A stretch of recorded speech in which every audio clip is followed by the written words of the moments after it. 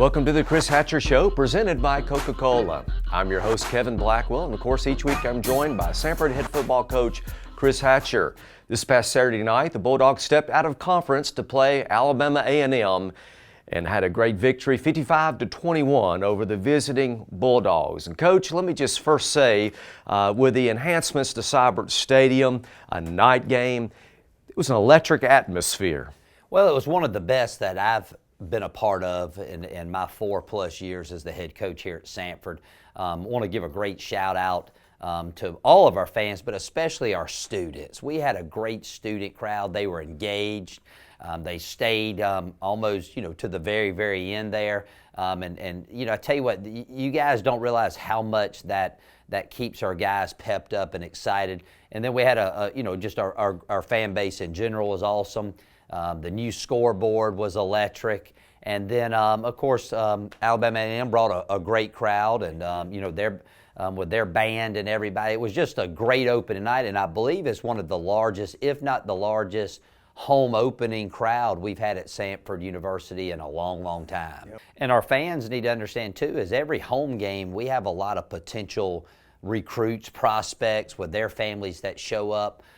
So to have an electric atmosphere, they leave here feeling, a lot better about Samford University, and then plus having a big win always helps. Helps as well. Well, let's talk about the game. It was really the tale of two halves in many ways. The first half, Coach, offense just really had a hard time finding their rhythms. I know some of that was due to A&M's defense, but some unforced errors as well. There's no question. I thought our quarterback play was shaky at best throughout the entire ball game.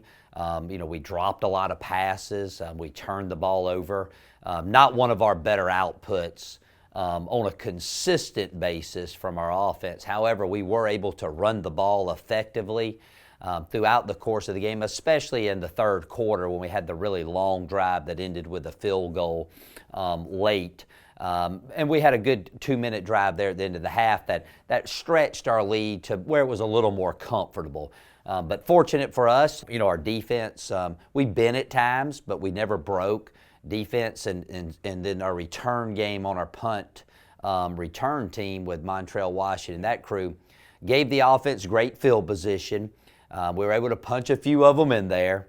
But we scored in all, we had a pick six on defense, had a great goal line stand on defense. So defense kept us in the ball game, and special teams played really well, other than one fake punt they got on us. But hey, we'll take the victory. It's a lot more fun correcting mistakes after a win than after a defeat. Without a doubt. I don't get a vote for MVP of the game, but I would have given it to Montreal. Montreal had a great game, and really, you mentioned that punt return, a 49-yard punt return. That really did turn the game around in many ways. We won the field position battle by a large margin, and that had to do with our defense and our special teams. But Montreal had a tremendous game, over 200 yards all-purpose. Had a big catch that really sealed the deal after our goal line stand. But he's been playing well. We got to find a way to continue to manufacture touches for him because he's an electric player. Yeah, and you mentioned the defense did step up. 2 turnovers. Good to see the defense get those turnovers, but man, that play by Ty Herring, 95-yard interception. That was certainly something that helped us get the momentum in the game, and we really never looked back. No question. We start the game off, and we trade some missed opportunities on both sides of the ball, and then we give up a long fake for a touchdown. Their punter made a great play, and we had a block called, and they called us in. It was a perfect storm. And then, we regained the lead, and then they're moving the ball down the field. It looks like it's going to be one of these games that goes back and forth. And ball gets tipped. Ty Herring's there, returns it all the way for a touchdown. And to me, that was the spark, and that was the turning point. Because if I'm not mistaken, I believe we never gave up the lead after that point. So again, it was a game of big plays in all 3 phases of the game. That led us to our victory. Want to just also mention Jay Stanton had a great game. We know we want DeMarcus Ware back, no doubt about it, but Jay has been a great, suitable fill-in. 15 carries, 116 yards, 2 touchdowns, also a touchdown catch in the game. Well, he's been playing really well. You know, we always talk about be ready when your number's called, and against Wofford, he came in when DeMarcus got injured. This week he's practiced well, and or last week, and he went out and had a great game. Since I've been here, we haven't had a lot of 100-yard rushers, and of course he had over 100 yards. He's great between the tackles, made some big third down runs, and again, it would be nice to have DeMarcus back. When we do that, man, we'll have a 1-2 punch. But right now, Jay's playing at a very high level. Want to also just say congratulations to you on your 150th career victory. Coach, have you had a chance to reflect on that? Not really. I knew going into the season that, I was too shy of reaching that milestone. And the way we started the season, I was worried if I'd reach it or not. But it was special to have it at home. My son Ty got in the game, took the last victory knee, which was special. But I've been very fortunate. I've been at some great places, had tremendous student athletes, awesome coaches along the way. So it was, that you don't realize, that you've coached in that many games. I mean, goodness gracious, that's probably why I don't have much hair. But a special shout out.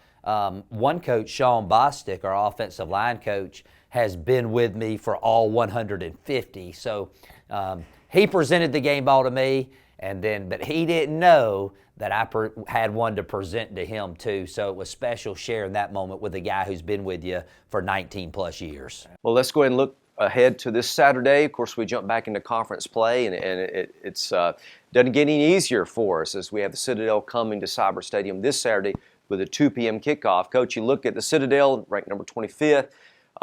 They had a big win over an FBS team in Georgia Tech. They've got a 2-game winning streak coming in. What are you seeing on tape?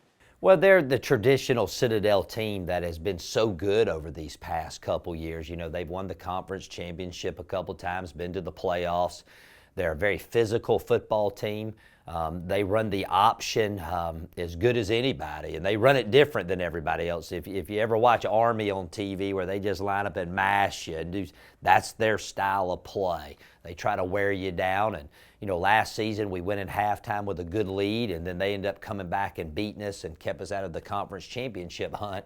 It's been a team that we've had troubles with. We're 1-3 against them. They played a very difficult schedule.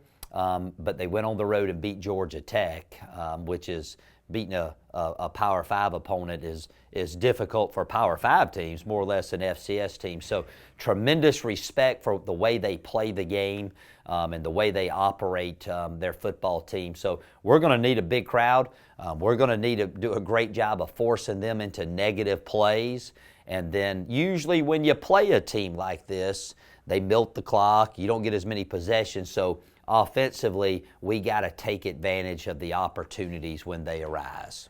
Absolutely, and that is this coming Saturday, 2 o'clock kickoff at Cyber Stadium, also available on ESPN+. We hope to see you at Cyber Stadium, and that'll do it for this week's edition of the Coach Hatcher Show, presented by Coca-Cola.